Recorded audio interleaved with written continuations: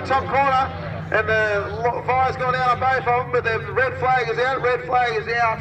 I'd say both boats are fired up. Both boats are fired up and underway. So I don't know if they've actually hit, but very close together. The two of them as they went round. There was a lot of water in the air. We saw the big unleash. Finally got it off the line for the first time the weekend with the pack. And not a great deal more speed, but definitely got down there first from the outside, Craig. He did, mate. It was good to see him get the power onto the water. He's had a bit of a dog weekend so far, Rick, but he showed what this boat is capable of. Let's hope there wasn't touch.